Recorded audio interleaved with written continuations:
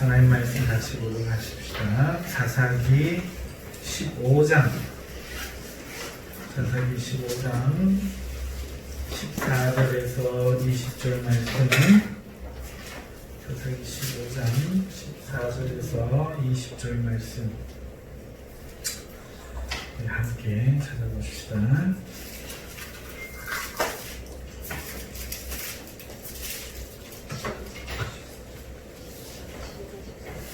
사사기 15장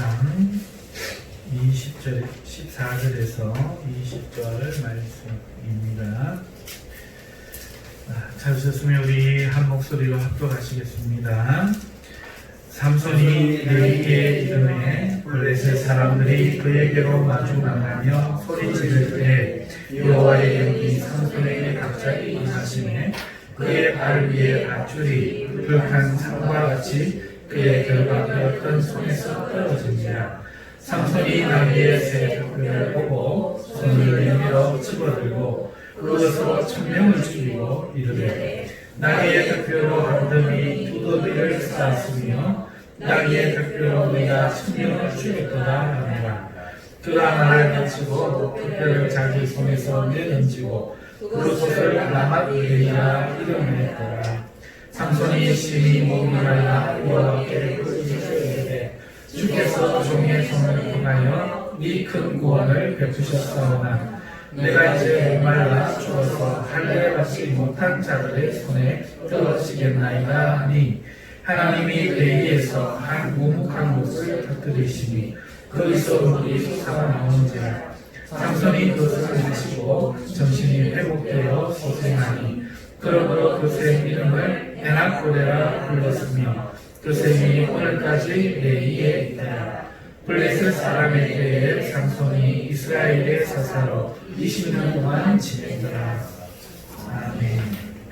오늘 본문의 말씀을 가지고 수고하고 무거운 짐진 자들아 다 내게로 오라는 제목으로 말씀을 증거하도록 하겠습니다. 이 수고하고 무거운 짐진 자들아 다 내게로 오라. 퀴즈 하나 내겠습니다. 누가 하신 말씀이죠? 좀 전에 제가 하지 않았나요? 맞습니다. 예수님이 하셨죠? 예수님이 마태복음에서 수고하고 무거운 짐진 자들아 다 내게로 오라. 내가 너희를 쉬게 하리라. 내 짐은 가벼우니라 말씀하시죠. 나는 마음이 온유하고 겸손하니 내 짐은 가벼우니라. 여러분 오늘 수고하고 무거운 짐 것 있습니까? 다 예수님에 의해서 내려놓으시는 밤 되시기를 원합니다. 자, 오늘 이 말씀을 저는 사사기로부터 풀어가고자 합니다. 여러분 이 말씀의 뜻이 뭘까요? 수고하고 무거운 짐진 자들아 다 내게로 오라. 내가 너희를 쉬게 하리라. 여러분 이 말씀이 어렵지 않지요? 어떤 뜻이죠? 자, 예수님께 가면 어떻게 됩니까? 오늘 우리의 수고로운 짐이 벗겨진다는 얘기인가요? 무거운 짐이 없어진다는 얘기인가요? 그래서 우리가 예수님 대신 져주기 때문에 쉬게 된다는 얘기인가요? 아유, 우리 성도님들 성경을 빨리 아셔야 될 건데 눈치만 넣으셔가지고 이래 물으면 고개 붙드는데 진짜 다음부터 물어보는 수가 있습니다. 왜 그러냐고. 사랑하는 성도 여러분, 이 말씀의 뜻을 오늘 우리가 좀 깨닫기를 원합니다. 그래야 오늘 우리가 우리 삶에서 우리 모습 속에서 주 안에서 쉼을 찾고 그 쉰다는 의미를 이해하고 에나고레의 하나님을 발견할 수 있을 줄 믿습니다. 사람들이 개척교회를 하는 제게 가장 많이 하는 질문이 뭔지 아세요? 목사님 힘드시죠? 이 질문이에요. 목사님 힘들지 않으세요? 이 질문 어쩌다 개척하셨어요? 그 힘든 길을 가십니까? 그렇게 말씀하세요.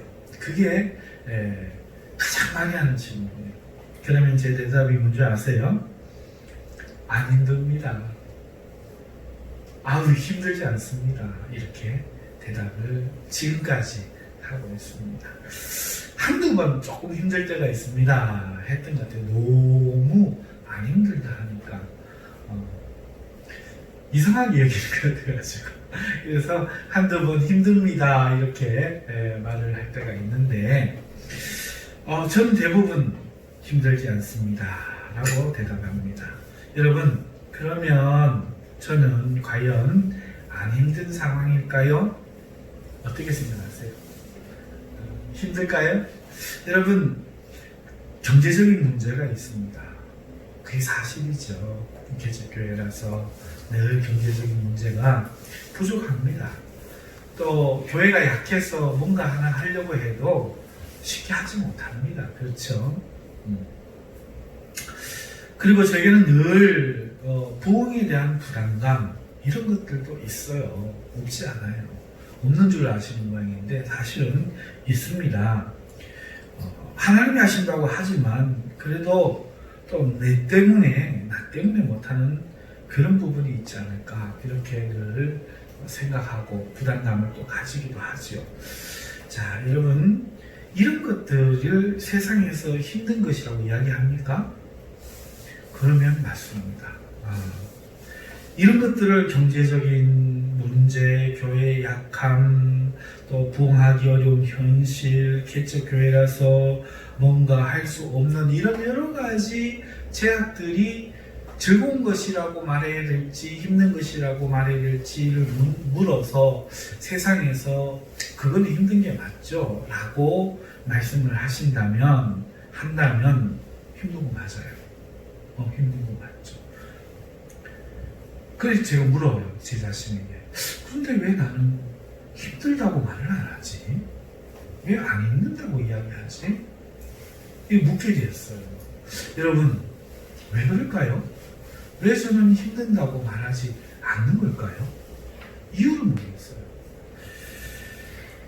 요한아, 너는 이유 알아?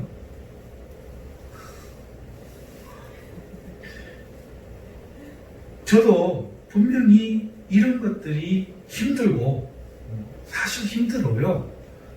힘들고 극복해야 할 문제라고 생각합니다. 그러나 제가 이런 것들 때문에 힘들다고 느껴야 함에도 느끼지 않고 안 힘들다고 느끼고 있는 것은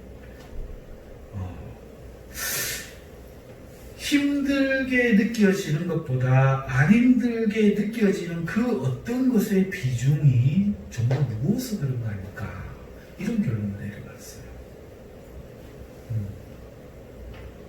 여러분 왜 그런 거 있잖아요. 이 직장 생활 다니시기 힘들지 않으세요? 이 직장 문제 없어요? 라고 물으면 아유 힘들죠. 머리 아프게 하는 상사도 있고 정말 골치 아픈 부하직원도 있고 요즘 들어서 또 많이 이렇게 힘든 게 있죠.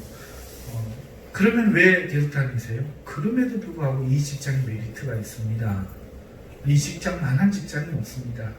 이 직장만큼 내게 맞는 직장이 없습니다.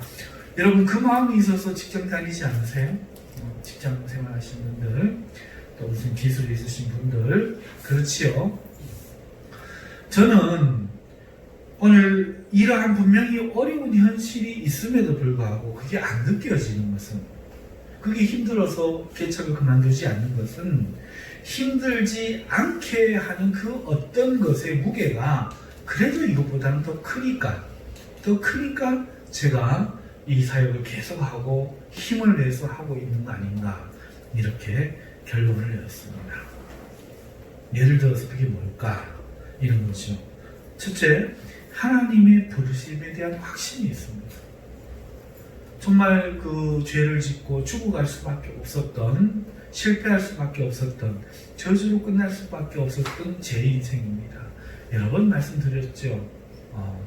어려서부터 그 좋지 못한 아버지 밑에 하나님이 어머니를 그 소원해서 처녀전도사로 바쳤는데 어머니가 불순종해서 결혼하는 바람에 제가 태어났고, 그래서 그 결혼이 불행하게 끝났고, 그러니 제 인생에 제 태어남이 축복 속에서 태어난 게 아니라 좀 처리들 물려 생각해 보니까 이게 좀 안 좋은 운명이다 이런 생각이 들더라고요. 그리고 어머님이 이제 전사님으로 뒤늦게 사역하시다가 돌아가시고 난 후에 고아가 되었어. 내게 이런 일이 왜 닥칠까 생각해보고, 또 그 청소년 시절을 방황하면서 죄를 지으면서 이런 생각이 드는 거죠. 하나님이 이런 나를 사랑하실까? 이게 제 옛날에 20대 후반까지도 계속해서 하나님이 다른 사람들만큼 나를 사랑하지 않을 거야, 이런 생각을 하게 되는 배경이 되었어요. 그런 나의 출생 그리고 현실 이런 것들 때문이죠. 자, 그런데요 30대 초반에 하나님이 이런 나를 사랑한다고 말씀하셨어요. 하나님이 이런 나를 사랑한다고 말씀을 위로해 줍니다. 제가 제 운명에 대해서 하나님 앞에 단도직입적으로 묻기 시작할 때였어요. 하나님, 정말 나를 싫어합니까? 정말 나는 복이 없어서 이런 겁니까? 라고, 하나님 왜 내 삶에 이런 일들이 있었습니까? 이 기구한 운명이 정말 내가 저주받아서 그렇습니까? 라고 물을 때에 하나님이 성경 말씀으로 이렇게 말씀을 주셨습니다. 모세는 저주받아서 그런 지배 속에 태어나고 태어나자마자 버림을 받고 부모로부터 가문에 버림받아야 되는 운명이 되었느냐 물으시는 거예요. 아니지요. 아니지요. 하나님은 모세를 단련시키고 훈련을 시켜서 그 모세를 통해 구원받게 하시고자, 이스라엘을 구원하시고자 하나님은 특별히 그에게 고난을 허락하셨죠. 그러자 그렇게 대답을 하자 하나님이 또 요셉 이야기를 하시는 겁니다. 그럼 요셉은 어떠냐? 다니엘은 어떠냐? 물으시는데 한결같이 그 인생이 평탄하지 않은 사람들이 많더라고요. 그러면서 30대 초반에 저에게 하나님이 이제 그 이야기를 하시는 거예요. 그때 제가 이제 중학교 졸업으로 남아있고 뭔가 기술 가지고 살아갈 수 없는 그런 환경, 참 어려운 환경이었는데 하나님이 그 말씀으로 내가 너를 쓰려고 한다. 내가 너를 쓰려고 한다. 오히려 내가 너를 더 사랑한다. 오히려 내가 너를 더 믿고 내 시련을 통과할 자로 여겨서 가니 너는 믿음을 잃지 마라. 이렇게 말씀하셨습니다. 그리고 많은 사람들이 제게 능력이 또 나타났어요. 그러니까 많은 사람들이 목회를 가야 된다고 말했지만 하나님이 내게 직접 말하지 않으면 나는 갈 수 없다 생각을 했습니다. 왜냐하면 하나님 나를 불러야 내가 자신 있게 말씀을 선포하지, 부르지도 않았는데 내가 나 하고 싶어서 했다가 안 이루어지면 어떻게 하며 어떻게 말씀을 자신 있게 선포하겠어요. 그랬는데 40대 초반에 하나님이 나를 완전 인생의 그 절망의 순간에서, 망하게 되는 순간에서 그때 부르셨어요. 그러니 그 모든 과정을 통해서 하나님의 부르심에 대한 확신이 있는 거죠. 하나님이 부르심에 대한 확신, 표들이 있는 거죠. 신학을 할 수 없는 상황에 기적적으로, 제가 늘 이야기해서 아시잖아요. 또 해봐야 뭐 반복이고 부인할 수가 없어요. 어떻게 아니라고 부인을 우연의 일치라고 부인을 한번 해보고 싶어도 이토록 많은 증거와 역사를 가지고 있으니 부인이 안 되는 거죠. 그래서 저는 한 가지, 첫 번째 하나님의 부르심에 대한 확신이 있고, 그러니까 두 번째 오늘 사역을 하고 있는 이 길이 이것이 하나님의 뜻이라는 확신을 가지고 있습니다. 저희 애들 엄마가 저 뒤에 있지만 이 길을 다 봤잖아요. 그죠? 애들 엄마가 도와서 잘 내조해서, 물론 그랬죠. 하지만 그 힘으로 여기 왔나요? 제가 친척이나 다른 사람이 있어서 왔나요? 지혜가 있어서 왔나요? 아닙니다. 하나님의 은혜로 왔지요. 맞지요? 예, 진짜 하나님의 은혜로 왔습니다. 애들 엄마가 저를 돕고 싶어도 도울 수 없는 입장에 왔어요. 학비 한 번 대줄 수 없었고 책 한 번 사주지 못하는 그런 입장에서 하나님의 신앙을 다 하게 하셨던 거죠.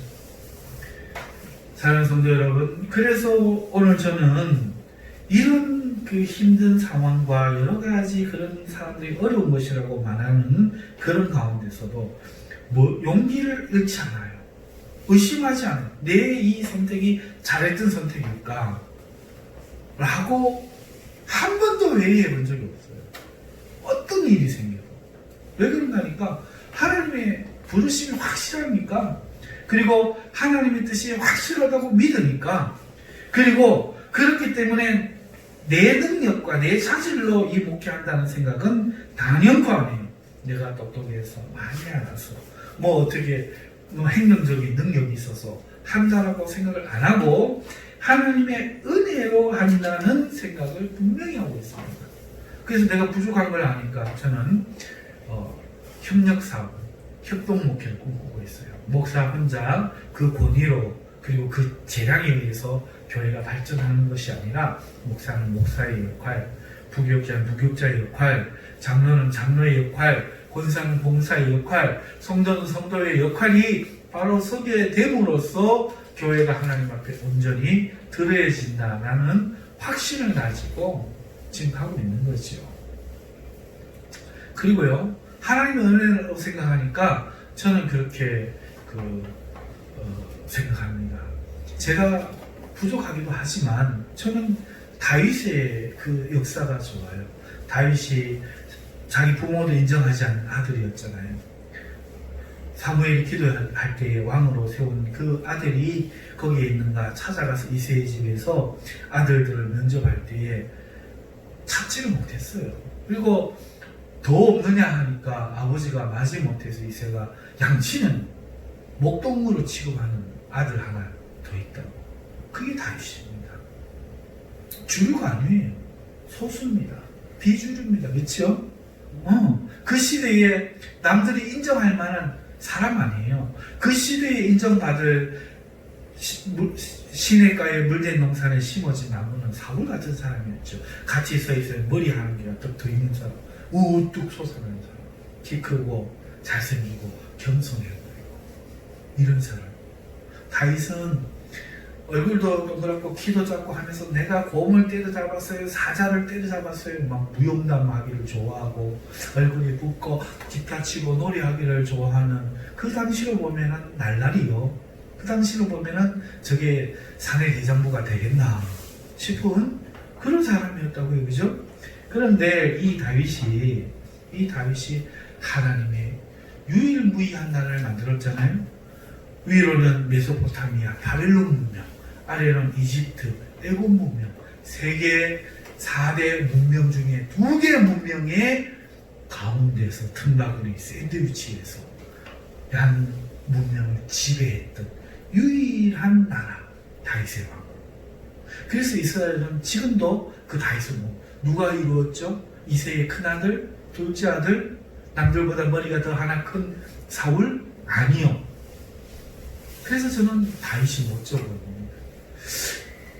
그게 저에게 은혜가 돼서 내 같은 주류가 아닌 사람도 어쩌면 하나님의 은혜라면, 하나님이라면 그렇게 쓰실 수 있겠다 생각을 하면서 희망을 갖습니다. 그런데 그 다윗이 사울을 피해서 아둘람굴에 도망해 있을 때 거기에 400명이라는 사람이 모였어요. 그 400명이라는 사람은 어떤 사람입니까? 원통한 자, 억울한 사람이에요. 불량한 자들이라. 전부 빚진 자들, 빚진 자라고 표현하고 있어요. 남에게 돈 빌리고는 못 갚는 사람이 빚진 사람 아닙니까? 그러니까 능력이 있다는 얘기예요, 없다는 얘기예요? 신용이 있다는 얘기예요, 없다는 얘기예요? 없는 거 아닙니까? 자, 그런데 그 사람들이 다윗에게 몰려서 400명이나 몰려왔어요.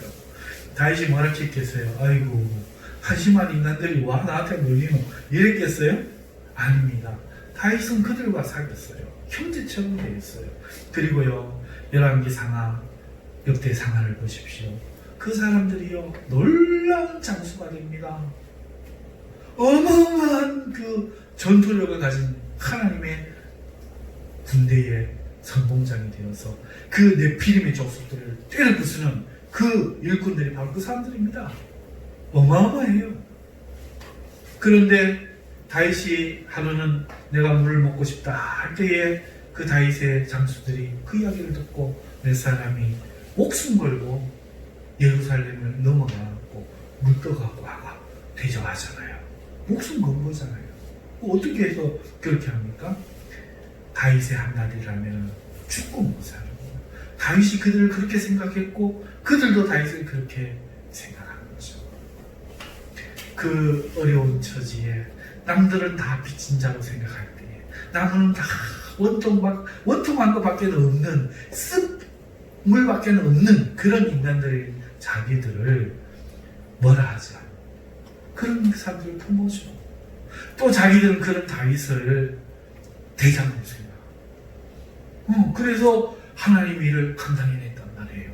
저는 소원이 우리 교회에 그 역사가 일어났으면 좋겠다. 세상에서 국회의원, 교수, 검사, 판사, 대통령 이런 사람 와서 1000명, 10,000명 모이는 그런 교회가 아니라 세상에서는 세상 보기에는 온통한 자지, 세상에 볼 때는 빚진 자지. 그런데 그런 사람들이 오늘 우리 교회에 와서 저와 함께 비주류지만 하나님의 역사를 만들어서 이 세상 문명을, 이 세상 마귀의 제국을 밟아 부수어버리는 하나님의 나라의 승리를 가져오는 그런 교회가 되었으면 좋겠다. 이런 생각을 저는 가지고 있어요. 사랑하는 성도 여러분, 그래서 오늘 저는 하나님이 이어주시는 음성이라고 생각해요. 우리 교회 성도들 모습과 학력과 체력도 보지 않습니다. 우리 교회 성도들의 그걸 보는 게 아니라 하나님의 능력을 봅니다. 하나님의 능력, 다윗의 하나님이 우리 위에 하나님이시기를 바랍니다. 그래서 오늘 제가 힘을 내고 사람들은 볼 때 네 뭐 가진 게 뭐 있나, 누구 성령 중에 뭐 있나 할지 모르지만 저는 그렇게 생각하지 않습니다. 여러분, 이러한 것 때문에 오늘 안 힘든 거예요. 이게 더 큰 거야. 여기에 대한 기대감, 이 하나님에 대한 소망, 여러분들에 대한 믿음, 그게 저를 오늘 힘들지 않다 생각할 수 있도록 만들어주는 원동력. 그러니까 이 힘들다고 느끼는 게 없다는 게 아니에요. 저는 그럼에도 불구하고 제 사명에서 부인하지 못할 사람들이 말하는 어려움이 있다는 걸 인정합니다. 그러나 이게 더 크다는 거예요. 그래서 이렇게 기울어서 오늘 내가 이 사역을 계속하는 게 맞는가 고민하지 않고 아무것도 없어도 큰 소리 치고 아무것도 없어도 용기 100배에서 나가는 거예요. 보세요. 어깨도 아파 죽겠고 저도 오늘 죽겠어요. 힘들어가.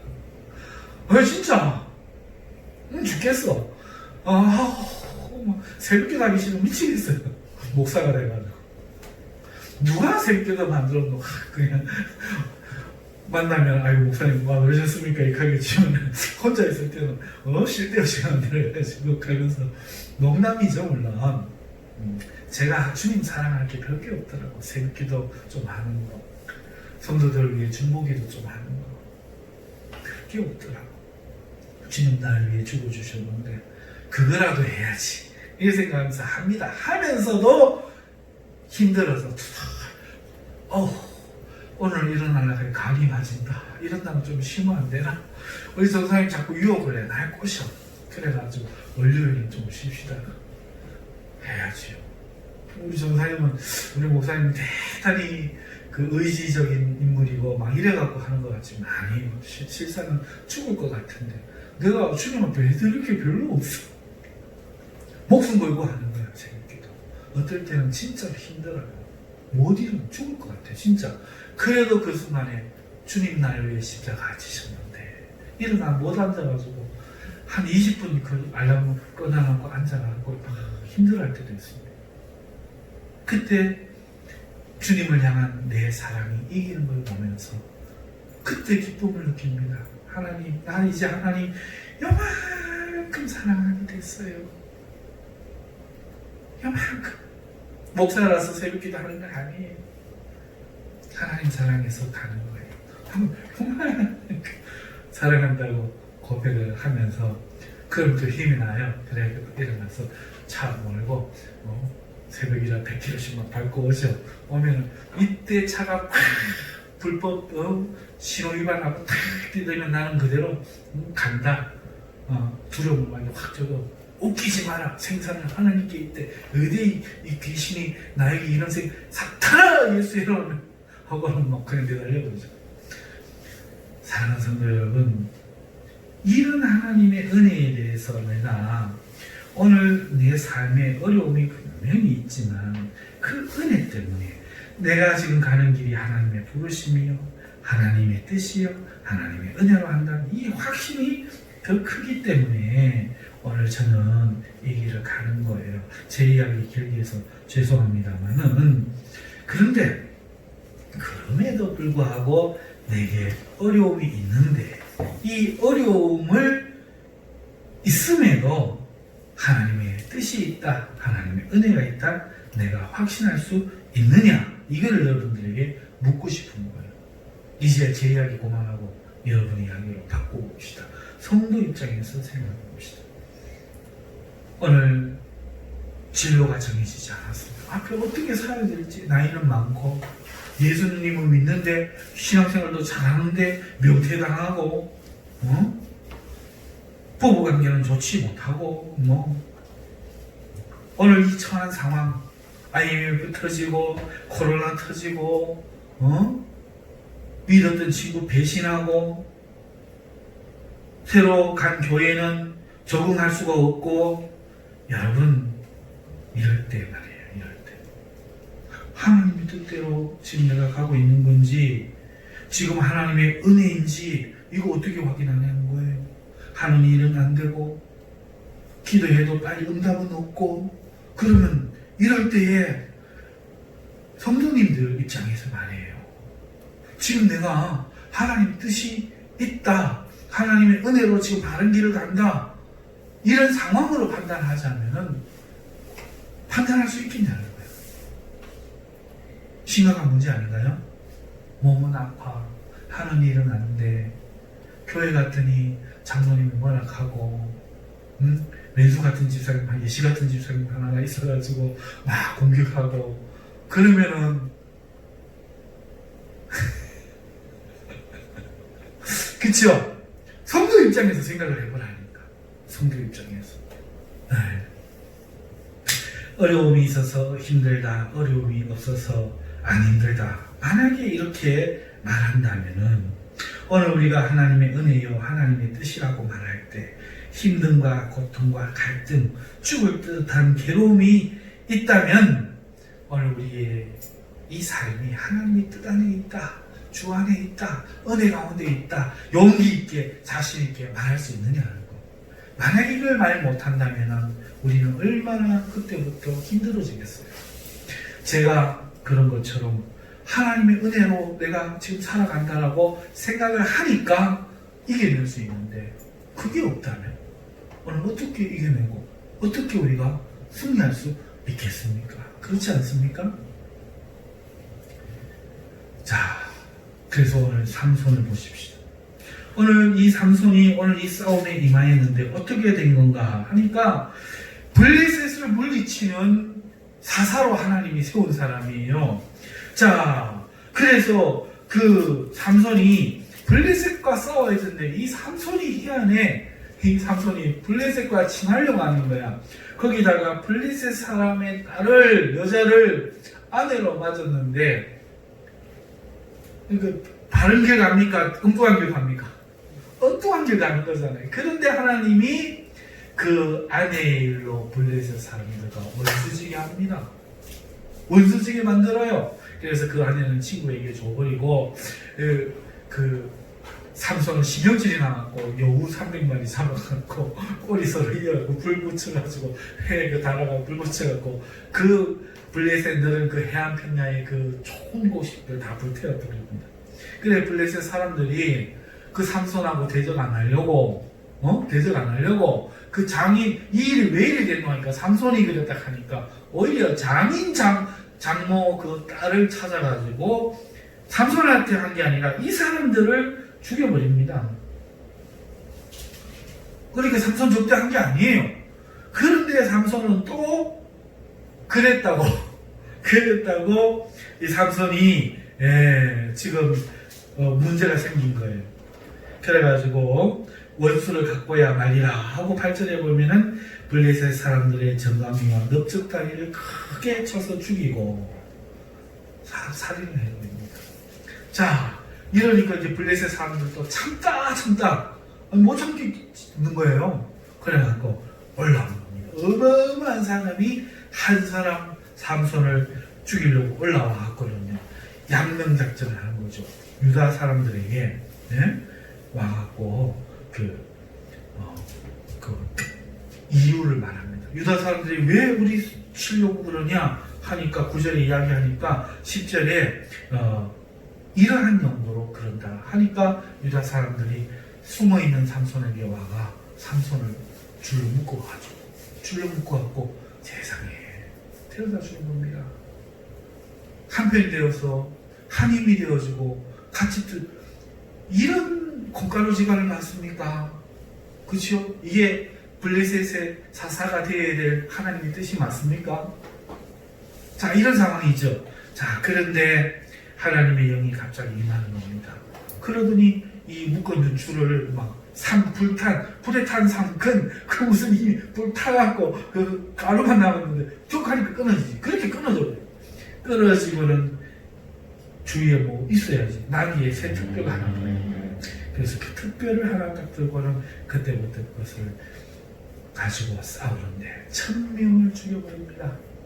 1000명을 죽여버려요. 사랑하는 성도 여러분, 자, 그런데요, 우리가 이 성전만만 듣지 말고 한번 자세히 그 내용을 한번 들어가 보십시다. 그는 하나님이 세운 사사가 분명합니다. 그가 태어나기도 전에 그의 어머니에게 하나님이 나타나서 이 삼손의 출생을 미리 이야기하고 그 앞길을 준비하게 한 나시 일찍부터 택함을 받은 사상인 거죠. 그러니까 그가 블레셋과 싸우는 것은 하나님의 뜻 맞지요. 그리고 그가 승리하는 것은 그의 힘이 아니라 하나님의 은혜, 하나님의 영이 임해서 하는 거 맞지요. 자, 그러니까 모든 일이 어떻게 되어야 됩니까? 잘 되고 합력하여 선을 이루고 그죠? 순조롭게 풀려야 되겠지요.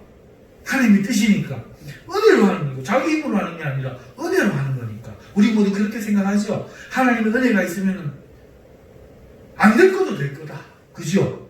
대적은 하나님 물리쳐 주시고 잘 될 거다. 맞지요? 순리대로 되지 절대로 될 거 막아지는 이런 일은 없을 거다. 그런데 이 삼손은 지금 고립무원이잖아요. 자기 동족한테 배신당하고. 그렇죠?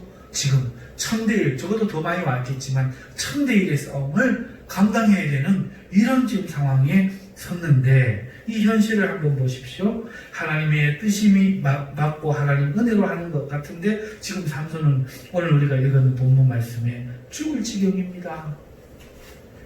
죽을 지경이에요. 삼손이 한 얘기 아니고 제가 한 얘기 아니잖아. 삼손이 한 얘기입니다. 죽을 지경입니다. 왜요? 1000명이야 되는 블레셋 사람을 달랑 낙타 특별한 게 들고 때려잡았어. 한 대에 한 명씩 죽여도 여러분 1000명입니다. 1000번입니다. 사람을 요래 때려갖고 죽겠어요? 그치요? 자, 여기에서 하나님의 뜻과 은혜라는 우리의 그 생각을 좀 접목시켜서 삼손을 생각해 보십시다. 자, 블레셋 사람을 죽이는, 특별로 죽이는 것이 하나님의 뜻이라면 우리 생각에는 이게 힘이 들어야 됩니까? 쉬워야 됩니까? 그런데 세상은 어떻습니까? 다 때려 죽이고 나니까 자기가 죽을 지경이라 목이 말라 숨도 여기까지 차고 목도 막 그러니까 죽을 힘을 다해 싸웠다는 얘기잖아요. 은혜로 싸운다며. 우리 힘으로 싸우는 게 아니라며. 그죠? 하나님의 은혜로 싸우고 이게 하나님 뜻이라며. 그러면 하나님이 막 이렇게 딱 했는데 스치는 바람에 따닥따닥 바람이 부딪혀갖고 한 10명씩 죽어 나빠지고 눈빛만 딱 줬더니 지뢰 가안이 넣어갖고 심장마비가 와갖고 죽어버리고 막 이래야 되잖아. 그런데 때리니 피하고 피한 놈 또 때리니 뒤에서 참 찌르고 그거 피해서 뒹굴어갖고 낙독쳐가지고 일어나야 되고 이래가서 싸웠단 얘기죠. 자기도 죽을 각오 죽을 찌기로 싸웠단 얘기죠. 맞아요, 맞아요. 그러다 근데 잘 맞으니까 가고 갈비뼈 부러진 놈 또 때려갖고 또 죽이고 땀 뻘뻘 흘리고 여러분 이 살에 그 사람들 칼이 그 사람들 창이 안 스쳐 지나갔겠어요? 10분만 싸워도요 여러분 링에 가서 권투해 보셨어요? 저는 해봤거든요. 3분만 싸우면 죽을 것 같습니다. 아십니까? 그런데 1000명입니다. 1000명하고 싸우는 겁니다. 우리나라의 그 유명한 18대1, 16대1 싸움 그거 싸우려면 15분, 20분은 싸워야 될 건데 1000명입니다. 몇 시간이 흘렀겠습니까? 그저 앉아서 양만 자세하고 탁 의자에 앉아있으면 블레스 1번 딱 때리면 죽었고 2번 딱 때리면 이래도 몇 시간입니다. 1000명인데 그 싸움에 수관한 사람들 협동작전에서 한 명을 죽이려고 진을 짜갖고 덤벼드는 사람들을 죽이기 위해서 삼손은 지금 하나님의 은혜라며 근데 자기가 죽을 힘을 다해 싸우는 거예요. 지금 이게 하나님의 은혜입니다. 이게 하나님의 뜻이라고 말할 수 있어요. 실상을 한번 보자고. 실상을 우리 생각에 하나님의 뜻이라면 일사천리로 순조로워야 된다고. 우리가 하나님의 은혜라면 숨 한 번 안 갚고 안 쉴 정도로 쉽게 돼야 한다고 우리는 현실에서 생각하고 있지 않느냐 하는 것. 하나님의 은혜라는 말을 우리는 그런 개념으로 받아들이고 있지 않느냐 하는 거예요. 그런데 실상 삼손은 그렇지 않았습니다. 맞죠? 뒤에 다 끝나고 나니 하나님이 죽이지만 않았더니 물 탁 터져가지고 물 먹고 살아났을 뿐이지. 그 과정 가운데는 이단 점사기 한번 해주신 적 없고, 자 잠깐만 1분간 휴식 그러고 삼손 물 먹이신 적 없고, 죽을 것 같이 싸워야 되는 현실이 하나님의 뜻이요 하나님의 은혜였다 하는 것이. 지금 제가 하는 이야기 따라오고 있나요? 여기에 진실이 있습니다. 오늘 성도의 주소가 여기 있어요. 하나님의 뜻이어도 하나님의 은혜에도 죽을 만큼 힘들고 고통스럽다는 거예요. 이걸 모르면 안 돼요. 겟세마네 동산에 예수님 한번 보세요. 하나님 뜻이 맞잖아요. 하나님의 은혜로 하시잖아요. 그런데 그 예수님은 죽을 만큼 고통스럽고 처절하게 힘들고 고독하고 외로웠어요. 주님 옆에 누가 있었나요? 예수님의 생애는 또 어떻습니까? 고향에서는 배척받고 형제들도 반대하고 형제들과 하는 이야기 들으셨죠? 같이 살았으면 좋겠다. 나이가 많으니까 욕은 뭐 하겠지만 여기 예루살렘 올라가고 어쩌고 저쩌고 하는 이야기 들었잖아요. 귀신과 한패로 모함을 받지를 않합니까? 열심히 성경을 읽었더니 귀신과 한패랍니다. 세상에 이런 못된 놈들 있습니까? 사람들이 싫어한바 되었어요. 그렇죠? 네.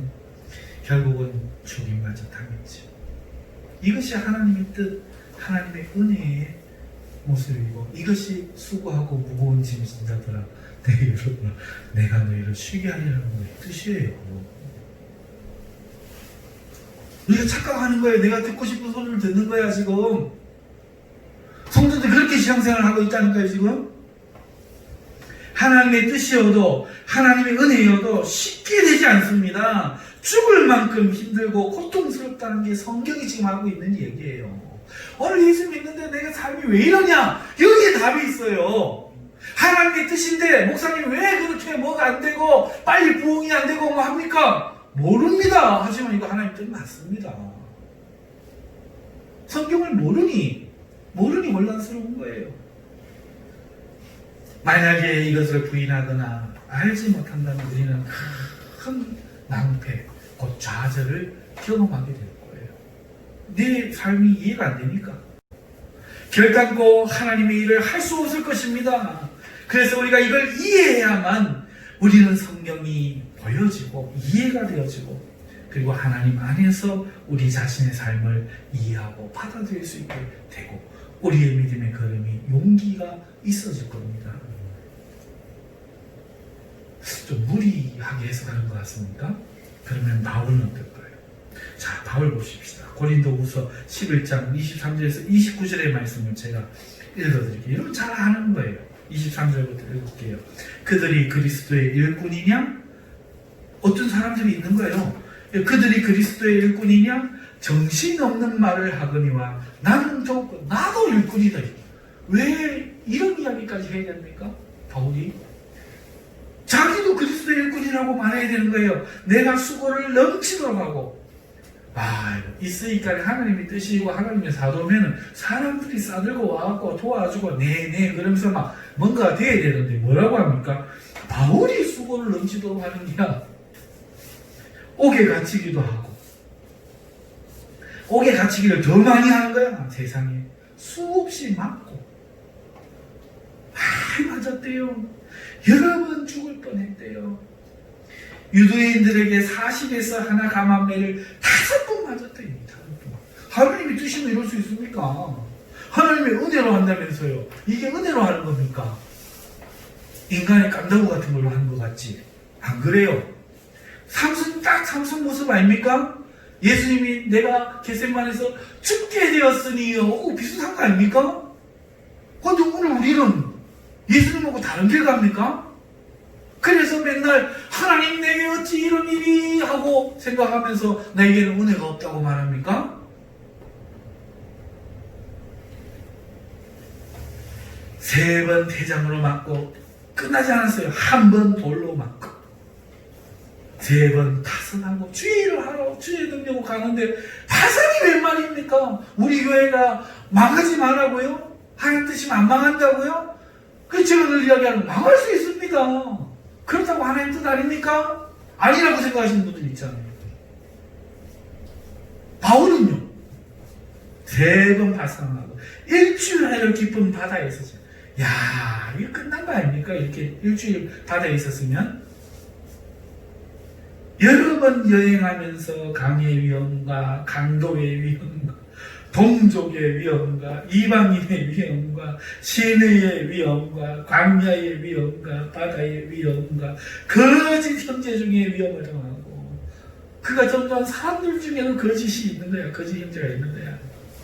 또 누군가 좀 도와주면 좋겠는데 그것보다는 자기가 수고하고 애쓰며 여러 번 자지 못하고 왜 못 잡니까? 할 일이 많아서 못 자는 거죠. 줄이며 목마르고 하나님 뜻으로 하는 게 하나님 공급해야 되지. 와 배고파서 줄입니까? 왜 목마릅니까? 여러 번 굶고 한두 번 해야지 하나님 은혜로 한다면서요. 그게 은혜로 하는 거 맞습니까? 여러 번 굶고 춥고 헐벗었노라. 이게 바울의 이야기. 하나님의 은혜로 감당한 사도, 하나님의 능력을 하나님의 뜻으로 주 예수와 하나님의 뜻으로 된 사도 나 바울은이라고 말하는 그 사도, 오직 은혜 외에는 말할 것이 없노라라고 그렇게 외쳤던 그 바울 사도, 이 사도의 행동을 한번 보세요. 상황을 한번 보세요. 어떻습니까? 이 은혜가 있는 자입니까? 이게 하나님의 뜻을 받은 사람 맞습니까? 싶을 만큼 저주도 이렇게 받은 사람 없다 싶을 만큼. 그렇죠? 예수님만 그런 게 아니에요. 삼손만 그런 게 아니에요. 요셉만 모세만 그런 게 아니에요. 오늘 바울도 그랬다고요. 이 외의 일은 고사하고 아직도 안 끝났어. 날마다 내 속에 눌리는 일이 있습니다. 지금도 눌리는 거야. 곧 모든 교회를 위하여 염려가 안 끝나고 맨날 생기네. 해결이 안 되네. 누가 약하면 내가 약하지 아니하며 누가 실족하게 되면 내가 진짜 사도인데 저 사람을 위해서 내가 수고했는데 어떻게 된 게 맨날 약한 사람은 또 약하고 또 실족하고 내가 이 주에 좀 맞나 싶고 이 지금 사도 바울의 이야기예요. 여러분 이거 한번 읽어보셨으니까 제가 거짓말하는 거 아니라는 거 아시죠? 네. 이게 진짜입니다. 이게 예수님이 수고하고 무거운 짐 진자들아 다 내게로 오라 내가 너희를 쉬게 하리라 할 때 그 약속은 어디 있나요? 삼손에게서 바울에게서 도대체 어디에서 찾아볼 수 있죠? 우리는 적어도 그 약속을 내 어깨에 든 짐을 아이고 이제부터는 주의 은혜로 될 끼야 잘 될 끼야 이런 뜻으로 우리를 받아들이고 있는데 주님이 날 사랑하시면 내 삶의 문제는 없애주시고 인생에 믿기 위한 고통은 없고 잘 되는 일만 남았을 거라고 생각하고 있는데 그런 우리의 생각을 지지해주는 성경은 도대체 어디에 있나요? 믿고 싶은 거 믿는 거 아닌가요? 이것을 볼 때 성도의 삶에 하나님의 뜻이라는 것은 결단코 고통과 문제가 없이 쉽게 된다는 것을 의미하지 않는다는 것을 우리는 인정해야 됩니다. 하나님의 은혜라는 것이 순조롭다는 것을 의미하지 않는다는 거예요. 그럼에도 우리는 자꾸 묻죠. 하나님 뜻이라면 왜 내게 이런 일이 생길까? 왜 일이 자꾸 막힐까? 왜 결과는 없고 고통만 계속해서 있는가? 자, 이쯤 되니까 사사기로 풀어가자 한 제 말 결론에 이제 도달해야 되죠. 그렇다면 수고하고 무거운 짐진 자들아 다 내게로 오라 내가 너희를 쉬게 하리라 이 말씀 뜻이 뭐냐 하는 거예요. 과연 우리가 생각하고 믿고 싶은 대로 우리의 고통과 문제가 사라지는 이 쉼을 이야기하는 건지 우리가 대답을 해보자는 거죠. 이렇게 말씀하신 그 예수님은 우셨습니다. 맞지요? 고민하셨습니다. 맞지요? 매 맞으셨습니다. 맞지요? 그리고 끝내 죽임을 당하셨습니다. 맞습니까? 이게 쉽습니까? 그 쉽다는 뜻이에요? 내 짐이 가볍다는 그 뜻이에요? 오늘 제가 왜 힘들지 않다고 이야기합니까? 그런데 예수님은 왜 이런 형편에서 내 짐은 가벼우니 너희도 와라 이렇게 이야기할 수 있습니까? 도대체 무슨 뜻입니까? 예수님이 이렇게 이야기했습니다. 내 마음은 온유하고 겸손하니 이게 무슨 말이죠? 거기에 해답이 있죠. 온유하고 겸손하면은 다 이렇게 됩니까? 아니죠. 바로 하나님에 대해서 그렇다는 거예요. 그는 힘들고 고통스러웠지만 그 결과가 어떻게 될지를 하나님 때문에 믿으셨어요. 승리를 확신하셨습니다. 오늘 내 삶에 이 일이 실패로 끝나지 않게 될 것을 반드시 하나님이 사망에서 일으키실 줄을 믿었기 때문에 그 자기가 져야 되는 그 짐을 벗어버렸다 그 얘기입니다. 반대로 사람들은 이 짐 안 지려고 쉬운 길을 선택했지만 끝내는 인생의 죄의 짐을 지고 하나님의 심판의 짐을 지고 결국은 망할 운명이었고 예수님은 온 세상의 죄를 다 짊어지고도 예수님은 하나님을 믿음으로 마음이 온유했기 때문에 하나님에 대하여 겸손하게 충성했기 때문에 이 모든 것을 하나님께 맡기셨으므로 그 마음은 쉼을 누렸다는 겁니다. 오늘 제가 이 길을 가면서 어떤 분들이 제가 안 힘들어요 라고 말하면 저 양반이 저게 정신이 좀 이상하나 생각할지도 모르겠지만 내 마음속에 이 일을 내가 한다라고 생각하지 않기 때문에 이 쉼이 있기 때문에 오늘 새벽기도 하기 싫어 죽겠고 때로는 설교하는 것도 힘들어 죽겠고 그래도 절망이지 않은 거예요. 절망되지가 않아요. 망할 것 같지가 않아요. 하나님 앞에 맡겨버렸기 때문이에요. 이것이 쉰다는 의미예요.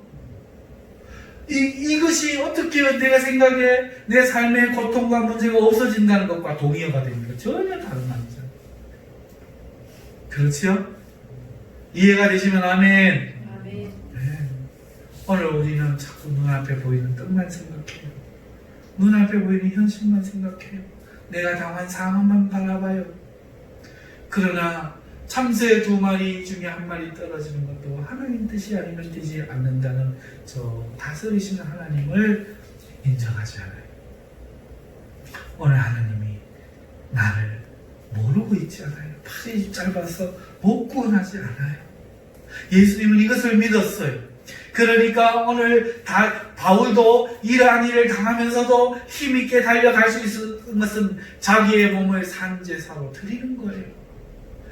죽을 힘을 다해서 오늘 성도들이 새벽기도 하고 죽을 힘을 다해서 아이고 오늘은 수요일 좀 안 가고 싶은데 하면서도 나왔지요. 교회 와서 졸지라도 김순재 선생 그래 온 거 아닙니까? 때로는 쉬고 싶지. 맞죠? 맞죠? 기도 응답도 안 될 때가 많잖아. 내 삶이 변화가 얼른 안 되고 목사님은 맨날 믿음을 요구하고 하나님은 믿음을 맨날 요구하는데 내 현실은 그렇게 빨리빨리 변하고 해결되지 않잖아. 그럼에도 오늘 우리는 이 길을 가고 있잖아요. 그렇죠?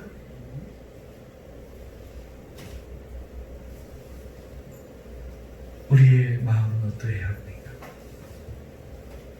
오늘 우리 주 예수님처럼 하나님을 믿고 결과를 맡겨버리고 우리는 쉼을 얻어야 할 줄로 믿습니다. 아멘이죠? 오늘 성도의 걸음은 하나님이 인도하고 있습니다. 우리는 삼손처럼 죽을 것 같은 영적 싸움을 하고 있어요. 그러니 왜 안 피곤하겠어요? 저 마귀가 모략과 계략으로 함정을 만들고 사람을 통해서 충동시키고 식구를 통해서 내 마음을 찌르고 내 삶의 어려운 것과 육체의 질병을 통해서 나를 공격한단 말입니다. 그 많은 공격과 해방이 1,000명의 블리셋 사람과 같다고 어찌 말을 안 할 수 있겠어요? 우리에게 있는 게 뭡니까? 믿음이란 낙타 턱뼈 같은 거 하나 있잖아요. 나와버리면 끝이.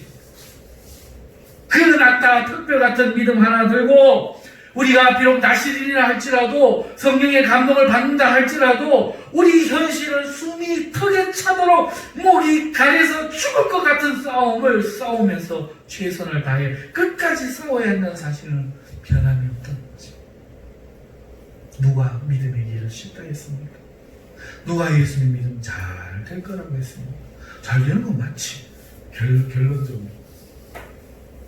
그러나 이 땅에 살아가면서 하나님의 도움을 받을 때도 많고 애나꼴의 은총으로 싸움이 끝나고 난 다음에 위로하실 하나님의 축복이 있는 것도 맞지만 그러나 당장은 내 믿음의 현실은 오늘 우리가 쉰다는 그 뜻은 하나님을 믿음으로 힘을 내서 이 믿음의 싸움을 싸워간다는 뜻이라는 사실을 말씀드리는 거예요.